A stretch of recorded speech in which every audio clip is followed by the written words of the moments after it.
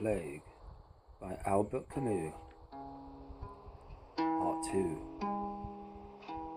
When leaving his surgery on the morning of the 16th of April, Dr. Bernard Rio felt something soft under his foot. It was a dead rat lying in the middle of the landing. In the spur of the moment, he kicked it to one side and, without giving it further thought, continued on his way downstairs. Only when he was stepping forth into the street did it occur to him that a dead rat had no business to be on his landing, and he turned back to ask the door porter of the building to see to its removal. It was not until he noticed old Monsieur Michel's reaction to the news that he realized the peculiar nature of his discovery. Personally, he had thought the presence of the dead rat rather odd. No more than that. The door porter, however, was genuinely outraged. On one point, he was categorically, "There were no rats here!" In vain, the doctor assured him that there was a rat, presumably dead, on the first-floor landing. Monsieur Michel's conviction wasn't to be shaken. "There weren't no rats in the building," he repeated. "So someone must have brought this one from outside, some youngster trying to be funny, most likely." That evening, when Dr. Rio was standing in the entrance, feeling for the latchkey in his pocket before starting up the stairs to his flat, he saw a big rat coming towards him from the dark end of the passage. It moved uncertainly, and its fur was sopping wet. The animal stopped and seemed to be trying to get its balance, moved forward again towards the doctor, halted again, then spun round on itself with a little squeal and fell on its side. Its mouth was slightly open and blood was splurting from it. After gazing at it for a moment, the doctor went upstairs. He wasn't thinking about the rat. That glimpse of spurting blood had switched his thoughts back to something that had been on his mind all day. His wife, who had been ill for a year now, was due to leave next day for a sanatorium in the mountains. He found her lying down in the bedroom, resting as he had asked her to do, in view of the exhausting journey before her. She gave him a little smile. "You know, I'm feeling ever so much better." The doctor gazed down at the face that turned towards him. In the glow of the bedside lamp, his wife was 30, and the long illness had left its mark on her face, yet the thought that came to Ruo's mind as he gazed at her was how young she looked, almost like a little girl. But perhaps that was because of the smile which effaced all else. "Now, try to sleep," he counselled. "The nurse is coming at 11, you know, and you have to catch the midday train." He kissed the slightly moist forehead. The smile escorted him to the door. Next day, the 17th of April, at 8 o'clock, the porter buttonholed the doctor as he was going out. Some young scallywags, he said, had dumped 3 dead rats in the hallway. They'd obviously been caught in traps with very strong springs, as they were bleeding profusely. The doctor had lingered for the porter in the doorway for quite a while, holding the rats by their legs and keeping a sharp eye on the passers-by. On the off chance that the miscreants would give themselves away by grinning or something, or by some facetious remark. His watch had been in vain, of course. "But I'll nab them, all right," said Monsieur Michel hopefully. Much puzzled, Rio decided to begin his round in the outskirts of the town, where his poorer patients lived. Scavenging in these districts was done late in the morning, and as he drove his car along the straight, dusty streets, he glanced at the garbage bins aligned along the pavement's edge.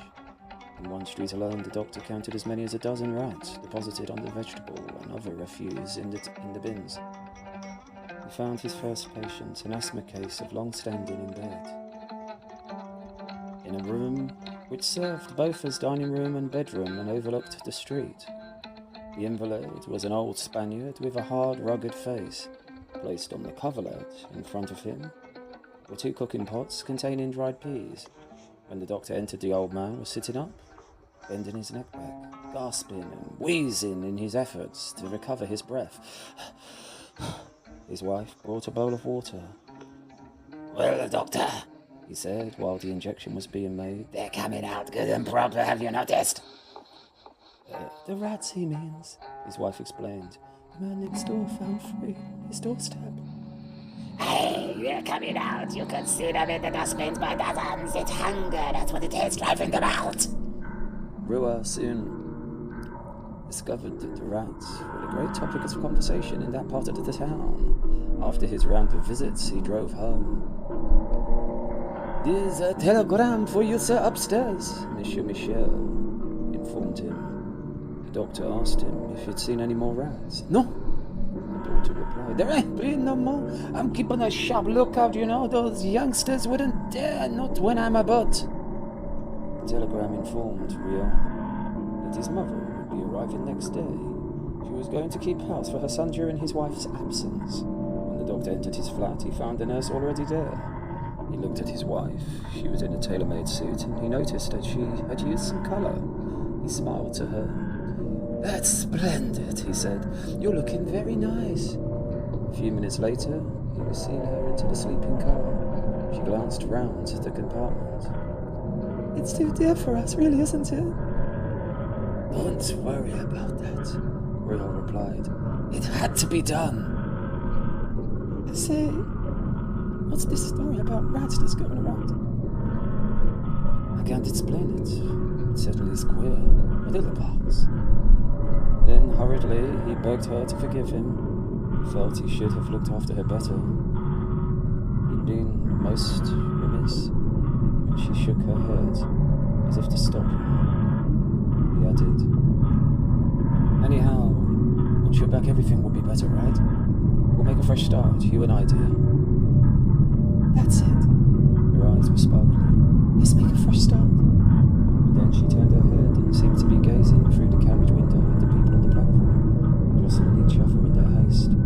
The hissing of the locomotives reached their ears. Gently, he called his wife.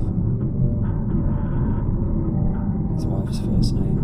When she looked round, he saw her face wet with tears. "Don't," he murmured. Behind the tears, the smile returned. A little tense, she drew a deep breath. "Now, off you go. Everything will be quite all right." He took her in his arms and stepped back onto the platform. Now he could only see her smile across the window. "Please, dear," he said, "take great care of yourself." She could not hear him now. But he was leaving the platform. Near the exit, he met Monsieur Offon, the police magistrate, holding his small boy by the hand. The doctor asked him if he was going away. Tall and dark, Monsieur Offon had something of the air of what used to be called a man of the world, and something of an undertaker's mute. "No," the magistrate replied. "I've come to meet Madame Offon, who's been to present her respects to my family." The engine whistled. "Shh. These rats now," the magistrate began. Rua made a brief movement in the direction of the train, then turned back towards the exit. "The rats," he said. "It's nothing." The only impression of that moment, which afterwards he would recall, was the passing of a railwayman with a box full of dead rats under his arm.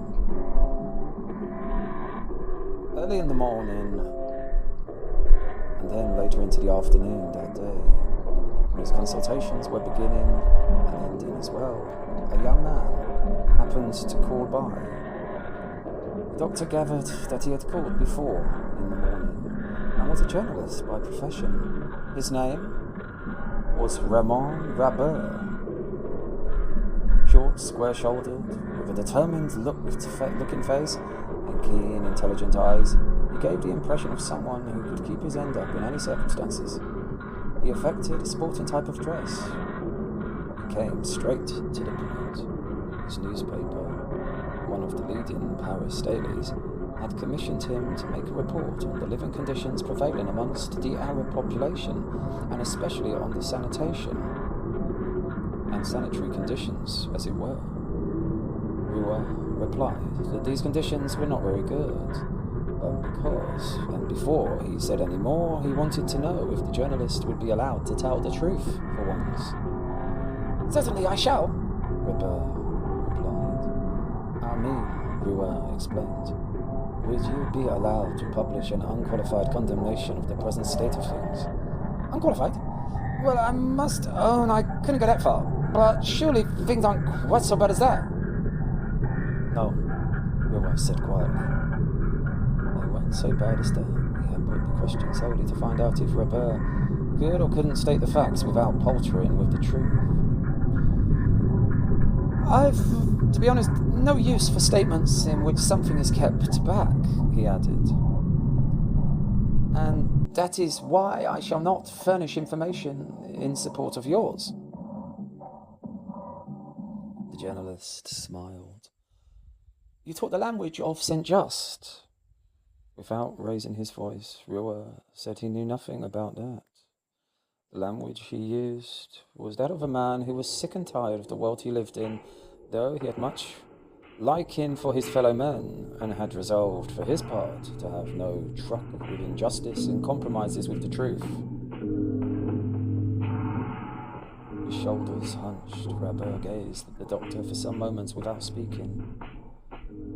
Then, I think I understand you, he said, getting up from the chair. The doctor accompanied him to the door. It's good of you to take it like that, he said. Yes, I understand, Rebbe repeated. With what seemed a hint of impatience in his voice. Sorry to have troubled you. And shaking hands with him, Rua suggested that if he was out for curious stories for his paper, he might say something about the extraordinary number of dead rats that were being found in the town just now. Ah, Rabber exclaimed. That certainly interests me. On his way out at 5 for another round of visits, the doctor passed on the staircase a stocky youngish man with a big, deeply furrowed face and bushy eyebrows. He had met him once or twice in the top-floor flat, which was occupied by some male Spanish dancers. Puffing a cigarette, John Theroux was gazing down at the convulsions of a rat dying on the step in front of him. He looked up, and his grey eyes remained fixed on the doctor for some moments. Then, after wishing him good day, he remarked that it was rather odd, the way all these rats were coming out of their holes to die. Very odd, Rua agreed. And it ends up by getting on one's nerves, no? In a way, Doctor, only in a way. We've not seen anything of this sort before. That's all. Personally, I find it interesting. Yes, definitely interesting. Theroux ran his fingers through his hair to brush it off. His forehead looked again at the rat that had now stopped moving, then smiled towards Rua. But Doctor, but really, it's the porter's headache now, isn't it? And it so happened the porter was the next person Rua encountered. He was leaning against the wall beside the street door. He was looking tired, and his normally rubicund face had lost its colour. Yes, I know, the old man told Rua, who had informed him of the latest casualty among the rats. I keep finding them by twos and threes, but it's the same thing in the other houses in the street. He seemed depressed and worried and was scratching his neck absent-mindedly. Rua asked him how he felt. The porter wouldn't go so far as to say he was feeling ill. Still, he wasn't quite up to the mark. In his opinion, it was just due to worry. These damned rats had given him a shock like. It would be a relief when they stopped coming out and dying all over the place. Next morning, it was April the 18th. When the doctor was bringing back his mother from the station, he found Monsieur Michel looking still more out of sorts. The staircase from the cellar to the attics was strewn with dead rats. 10 or a dozen of them. The garbage bins of all the houses in the street were full of rats. The doctor's mother took it quite calmly. "It's like that sometimes," she said vaguely. She was a small woman with silver hair and dark, gentle eyes. "I'm so glad to be with you again, Bernard," she added. "The rats can't change Dad anyhow." He nodded. It was a fact that everything seemed easy when she was there. However, he rang up the municipal office. He knew the man in charge of the department concerned with the extermination of vermin, and he asked him if he'd heard about all the rats that were coming out to die in the open. Yes, Mercia knew all about it. In fact, 50 rats had been found in his offices, which were near the harbour. To tell the truth, he was rather perturbed. Did the doctor think it meant anything serious? Rouet couldn't give a definite opinion, but he thought the sanitary service should take action of some kind. Mercia agreed. "And if you think it's really worth the trouble, I'll get an order issued as well." "It certainly is worth the trouble," Rouet replied. His charwoman had just told him that several hundred dead rats had been collected in the big factory where her husband worked. It was about this time that our townsfolk began to show signs of uneasiness, for from the 18th of April onwards, quantities of dead or dying rats were found in factories and warehouses. In some cases, the animals were killed to put an end to their agony. From the outer suburbs to the centre of the town, in all of the byways where the doctor's duties took him, in every thoroughfare, rats were piled up in garbage bins or lying in long lines in the gutters. The evening papers that took up the matter and inquired whether or not the city fathers were going to take steps and what emergency measures were contemplated to abate this particularly disgusting nuisance. Actually, the municipality had not contemplated doing anything at all, but now a meeting was convened to discuss the situation. An order was transmitted to the sanitary service to collect the dead rats at daybreak every morning. When the rats had been collected, 2 municipal vans were to take them to be burned in the town incinerator. But the situation worsened in the following day. There were more and more dead vermin in the streets, and the scavengers had bigger van loads every morning. On the 4th day, the rats began to come out and die in batches. From basements, cellars, and sewers, they emerged in long, wavering files into the light of day, swayed helplessly, then did a sort of pirouette and fell dead at the feet of the horrified onlookers. At night, in passages and alleyways, their shrill, little death cries could be clearly heard. In the morning, the bodies were found lying in the gutters, each with a gout of blood like a red flower on its tapering muzzle. Some were bloated and already beginning to rot, others rigid with their whiskers still erect. Even in the busy heart of the town, you found them piled in little heaps on landings and in backyards. Some stole forth to die singly in the halls of public offices, in school playgrounds, and even on cafe terraces. The townsfolk were amazed to find such busy centres as the Place d'Armes, the boulevards, the Strand, dotted with repulsive little corpses. After the daily clean-up of the town, which took place at sunrise, there was a brief respite. Then gradually the rats began to appear again in numbers. It went on increasing throughout the day.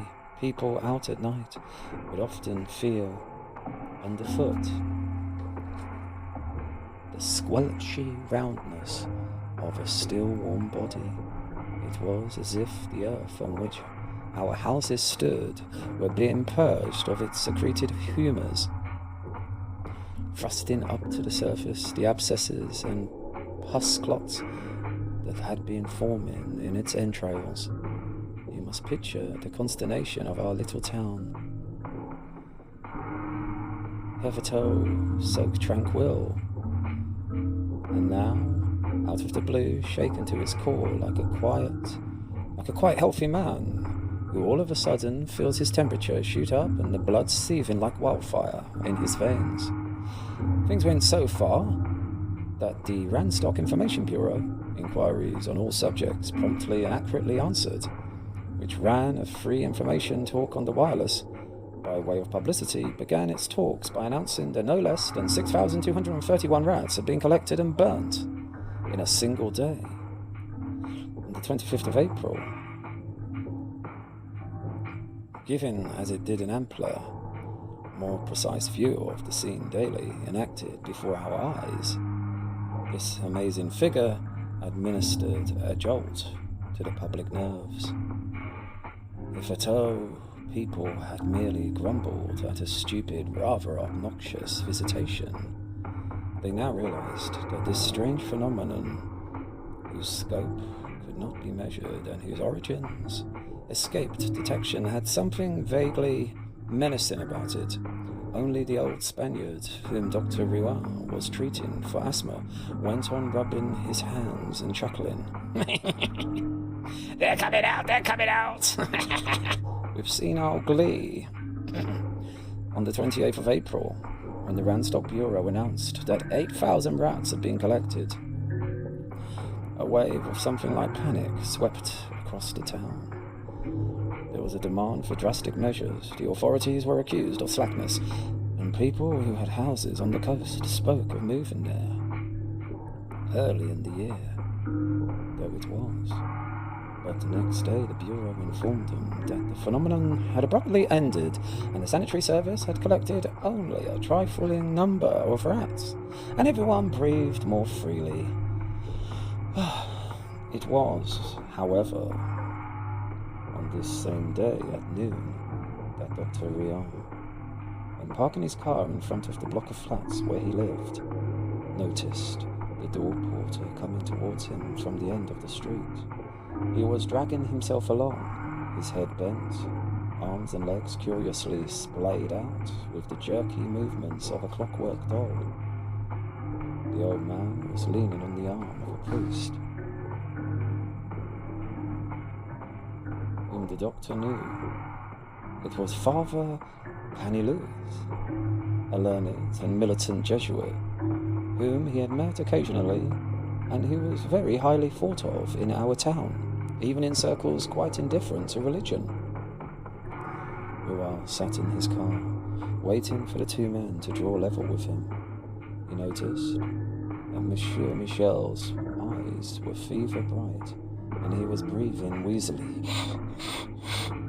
The old man explained that, feeling a bit off color, he had gone out to take the air, but he had started feeling pains in all sorts of places, in his neck, armpits and groin, and had been obliged to turn back and ask Father Paniluz to give him an arm. "It's just swellings, but they hurt cruel," he said. "I must have strained myself somehow." Leaning out of the window of the car, the doctor ran his hand over the base of Michel's neck. A hard lump, like a knot in wood, had formed there. "Go back. Go to bed at once, and take your temperature. I'll come to see you this afternoon." When the old man had gone, Ruar asked Father Paniluz what he made of this queer business about the rats. "Oh, I suppose it's an epidemic they've been having." Father's eyes were smiling behind his big round glasses, while Ruar was reading for the second time the telegram his wife had sent him from the sanitarium. Announcing her arrival, the phone rang. It was one of his former patients, a clerk in the municipal office, ringing him up. He had suffered for a long time from a constriction of the aorta, and as he was poor, Ruar had charged no fee. "Thanks, Doctor, for remembering me.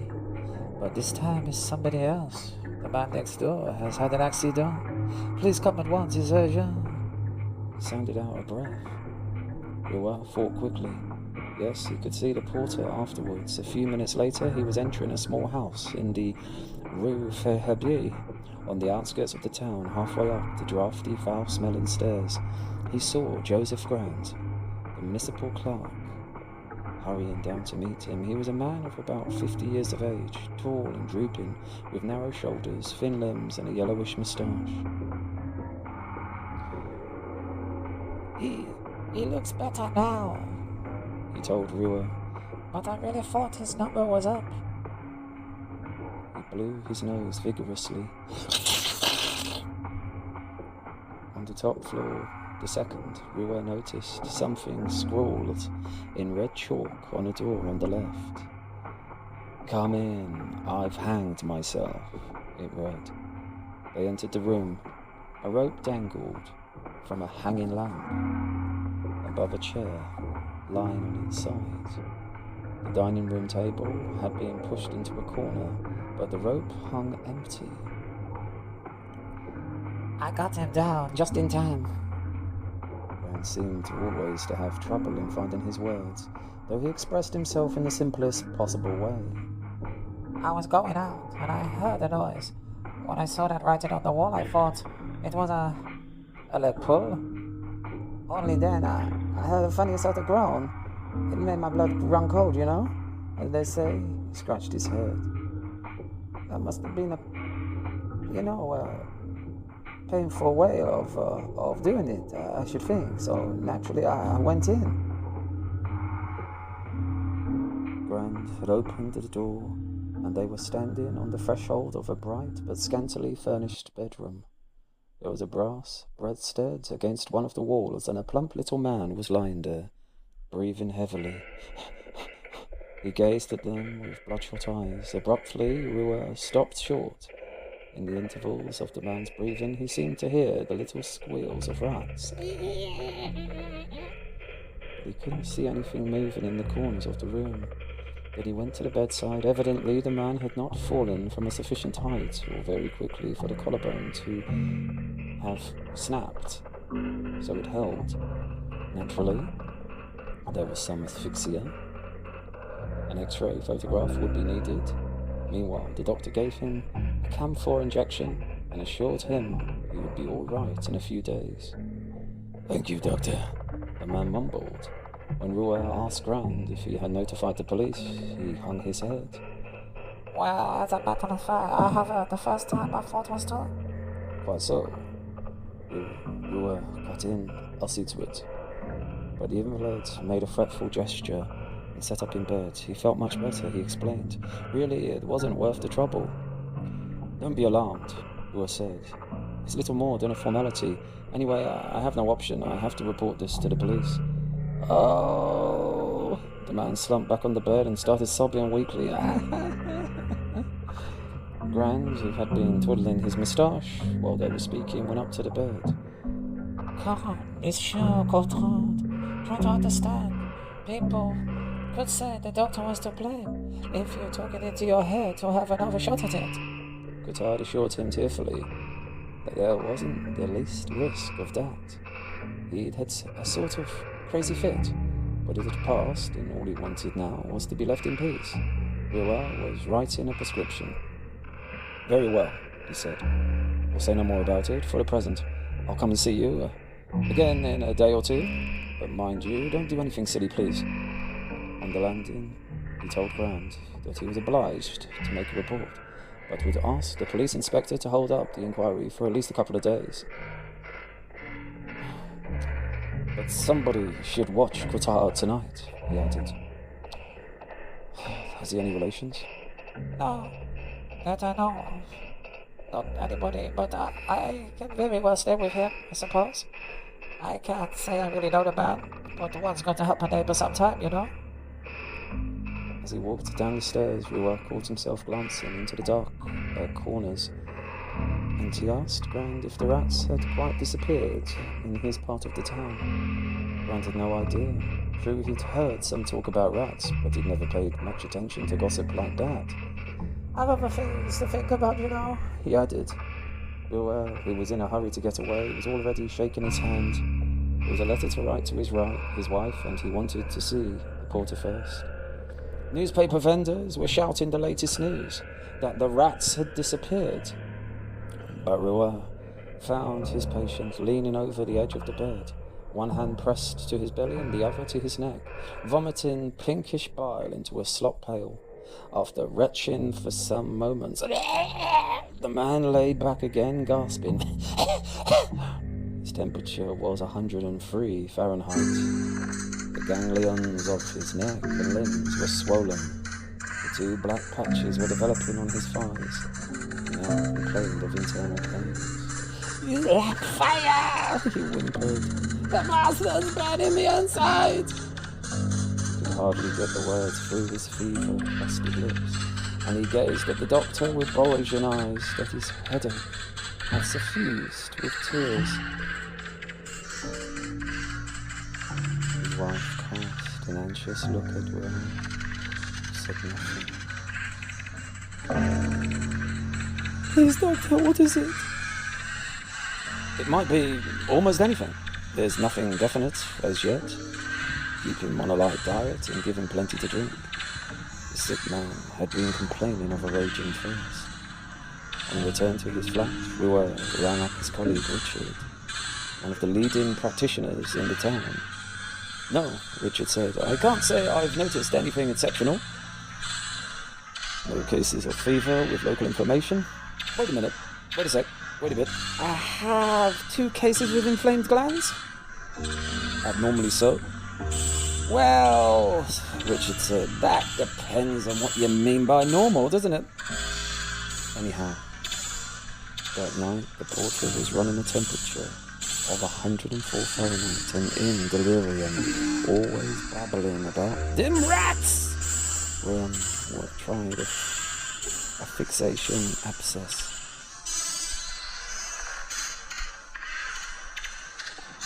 And he felt the sting of the turpentine. The old man yelled, The bastards! The glands had become still larger and felt like lumps of solid fibrous matter embedded in the flesh. Michel had completely broken down. sit up with him, the doctor said, and call me if necessary. Next day, 30th of April, the sky was blue and slightly misty. A warm, gentle breeze was blowing, bringing with it a smell of flowers from the outlying suburbs. The morning noises of the streets sounded louder, gayer than usual. Everyone in our little town this day brought the promise of a new lease of life. Now that the shadow of fear under which they had been living for a week had lifted, Rewa, too, was in an optimistic mood. When he went down to see the door porter, he had been cheered up by a letter from his wife. It had come with the first post. Old Michel's temperature had gone down to 99 Fahrenheit, and though he still looked very weak, he was smiling away. He's better, doctor, isn't he? His wife inquired. Well, it's a bit too early to say, but keep your hopes up. At noon, the sick man's temperature shot up abruptly to 104. He was in constant delirium and had started vomiting again. The glands in the neck were painful to the touch, and the old man seemed to be straining to hold his head as far as possible from his body. His wife sat at the bottom of the bed, her hands on the counterpane, gently clasping his feet. She gazed at Ruan imploringly. Listen, he said. You have to move into hospital and try special treatment. I'll ring up for the ambulance. 2 hours later, the doctor and Michel were in the ambulance, bending over the sick man. Rambling words were issuing from the gaping mouth, thickly coated now with swords. I think it's sores, you know. He kept on repeating, Them rats! then Blasted rats! his face had gone livid to greyish green. His lips were bloodless, his breath came in sudden gasps.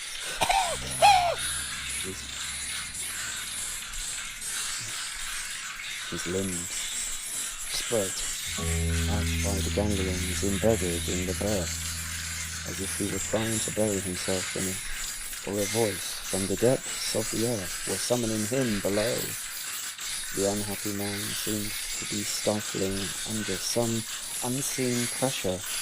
His wife was sobbing. "Isn't there any hope left, Doctor? Oh, he's dead!